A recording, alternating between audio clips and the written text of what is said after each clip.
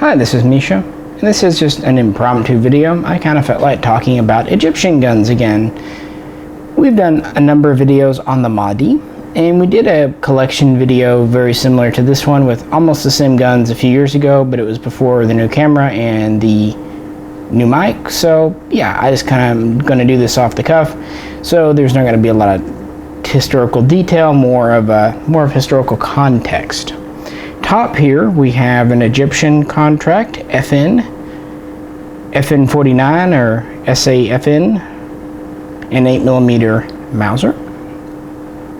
Next we have an Egyptian produced Hakim, also an 8mm Mauser. Moving down we have another Egyptian produced, this is the Rasheed or Rashid, in 7.62 by 39. And then finally we have my good old Egyptian produced Maadi ARM, which is their semi or export version of their Kalashnikov, also known as the Misr, MISR in Egypt, which basically just means Egypt, and like most AKs, it is chambered for 7.62 by 39 as well. So these are pretty much the service guns in Egypt after World War II. Prior to that war and during it, they used whatever they could get their hands on. They did get quite a few Italian Carcanos, British Enfields, American guns, yada yada yada. For on that info, check out our Israeli video on the Israeli K98 Mauser. We actually talked quite a bit about Egypt. But by 1948-49, the Ministry of Defense really wanted to have its own Egyptian guns in arms manufacturing. To that end, when the FN49 came out, Egypt was one of the big adopters. And the Egyptian FN49 was a little bit customized. We have the standard length barrel, standard bayonet lug. We have just a simple muzzle nut on over threads. All pretty standard. Box mag that's fixed. I mean, you can remove it for cleaning. That's about it. Adjustable sights. It's got the short stroke gas piston with the tilting bolt. Pretty much anyone with an FAL is familiar with. But the furniture is a little different. You notice the stock has a very rounded grip. Very much a semi-pistol grip. There's a disc in it. And we have a brass butt plate with a storage compartment, which I'm not going to open with my finger because, yeah. But it does have storage in the stock. Egypt would get approximately 37,000 of these. Most would be complete guns, but about 1,500 bare bones receivers and spare parts would be sent over as well for Egypt to assemble or replace as needed. The ones that were sent over as complete guns would have the crown on top here. The ones that were receivers would have the Egyptian eagle. So these would be delivered in the early 50s, and then in 52 the monarch, the king, would be deposed and a new government would take over, and they would immediately start looking at domestic arms production. They would get in talks with Sweden to license produce the AG-42 Lungman, which yes, we do have a video on the Swedish gun, in Egypt, and Sweden was all too happy because by 1954 the Lungman was out of production, long out of production. The tooling was sitting dormant. They sold them that, hey, it was good for Egypt, it was good for Sweden, and they would take the Lungman, chamber it for 8mm. They would introduce an adjustable gas system here. Need a little tool, but yeah. They would incorporate a muzzle brake in front of the sight. The Swedish guns would have ported barrels.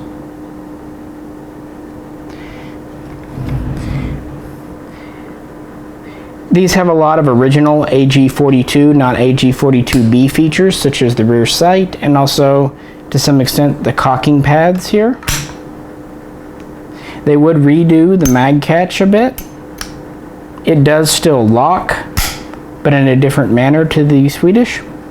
This is a 10 round mag. It's more detachable than the FN49, but it really was still meant to be topped off by stripper clips, the guides up here.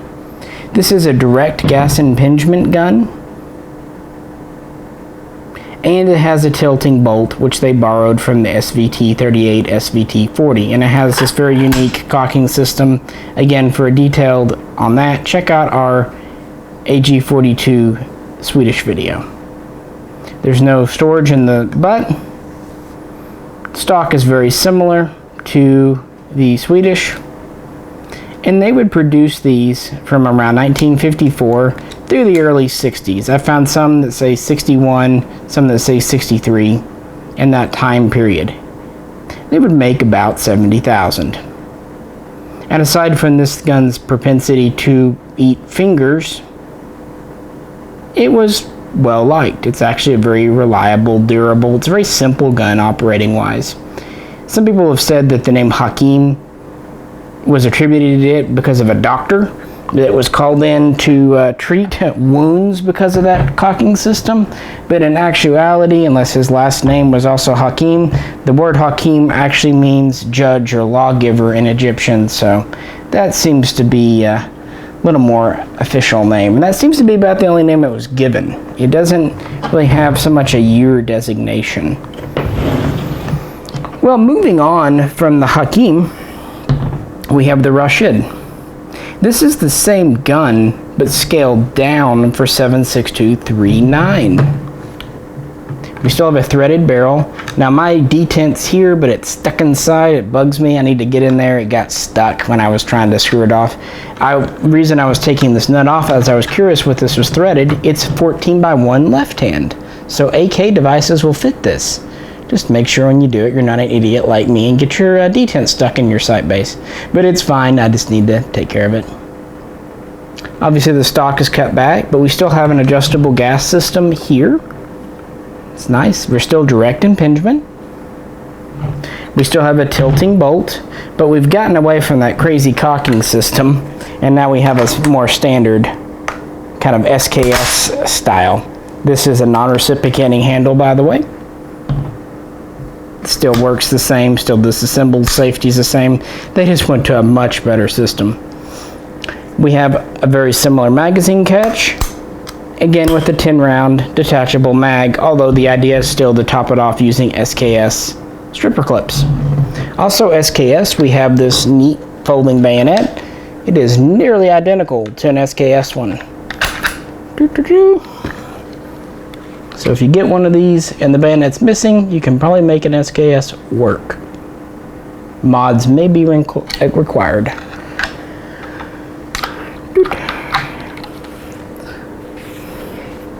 The stock is again just kind of a scaled down Hakim. Again, no real trap. Now what's interesting, there are hollows under these. So if you remove your butt plate with the screwdriver, there is a certain amount of storage in there, at least in some of these guns. Or it could just be cavities left for lightning. I don't know. But you can store things in them. Not many of these were made though. They were put in production in the mid-60s, only for a couple of years. After Egypt was in several small border skirmishes and conflicts, not only with Egypt, but other Arab neighbors. This was kind of their attempt at an SKS, but it was very expensive. So they, at least by the time, and pretty dated since it was semi-only.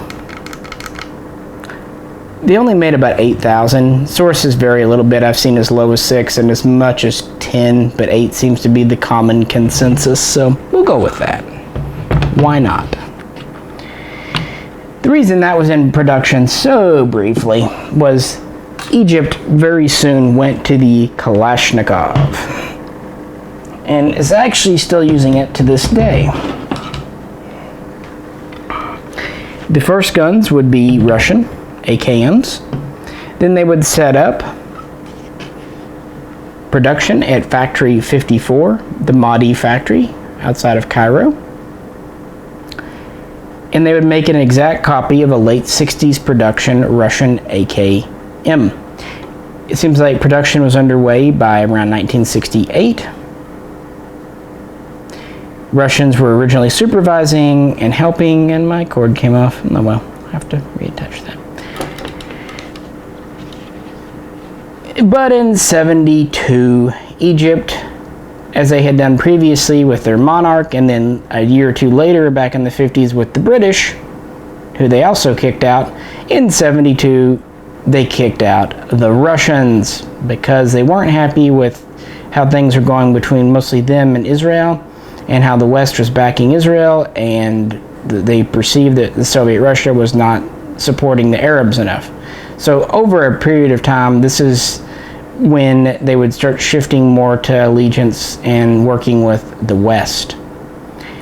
They would keep on doing AKM production. They would call these the Misr, M-I-S-R, in Egypt, and then the ARM for export or police use. And they would pretty much keep on making exact copies of the AKM. They did kind of their own unique handguards and wood sets. Some people say the wood came from Finland. Could be. They also made their own kind of crutch folding stock for the side folder. This is based on East German designs, because originally, after they kicked Russia out, because they still needed Kalashnikov support, they got buddy-buddy with the DDR, East Germany. They first just bought some of the East German side folding stocks, and then they would start making their own simplified version. Yeah. So that's one kind of unique Egyptian thing. You also see a few variations in pistol grip, from brown to black to what people call blue. But basically, the guns were kept the same. They would produce these in select fire through the 80s and into the 90s, and also for export and semi-auto for police. This, of course, is an American import. For on that, check out our other videos. I don't want to go into these too much. The first ones were imported by Steyr. They were very expensive. They came in 82, and they were, even though they imported only 2,000 to 2,500, they were still selling off old stock by the mid 80s. So they did not do very well, because shortly after that, the cheap Chinese AKs came in and blew them away. In the 90s, you'll have so-called post-ban imports from Intrac, PARS, and eventually Century. And that's what this is. This is a relatively early post-ban PARS. Still has a threaded barrel. So yeah, check that video out for that. Hey, a friend sent me an Egyptian bayonet. At least I hope this is my Egyptian. I had it out. It was Egyptian when he sent it to me, and then I threw it in my box of bayonets and started to do this video and realized, oh crap, I didn't really mark the Egyptian one, but I do believe this is it. Pretty neat. These early Intrac guns still had threaded barrels, so that's there, and they didn't do really anything to take the bayonet lug off either, so the bayonet is very secure. I have a WBP mag in this because I'm lazy. Oh, I meant because I meant to. I couldn't, I just picked one up. But it's interesting to note that in recent years, WBP has done work with the Middle East, including supplying some parts to the Egyptian military for their AKMs, which tells me perhaps the Maadi factory is no longer making even parts. I know that WBP has provided mags like this, and also they started, WBP started making this stock for them. So kind of neat. And that is Egypt's guns. Again, we have more details in other videos, but yeah, we had a little extra time today, and I just kind of felt like talking about them. So hope it was kind of fun for you. It's interesting, their small arms industry. They're one of the major arms producers in the Middle East, believe it or not. Most Middle East nations never really had an arms industry. Egypt did. Not only did they produce these, they produced other guns like the portrayed submachine gun, which was their version of the Swedish K. They also produced the Helwan pistol, which was a Beretta 951 copy, license copy. So yeah, Egypt definitely made some guns, and they were definitely using them throughout the 50s, 60s, and into the 70s. Doesn't seem like Egypt is all that easy to get along with, or maybe they just don't like being taken advantage of, depending on how you look at it. Really appreciate you tuning in. If you liked the video, please click like, and also if you'd like to help support us, please click on the link to our Patreon page. Every donation goes a long way, and if you can't donate, just subscribe and watch and share. That's awesome too. Well, we will catch you very soon next time.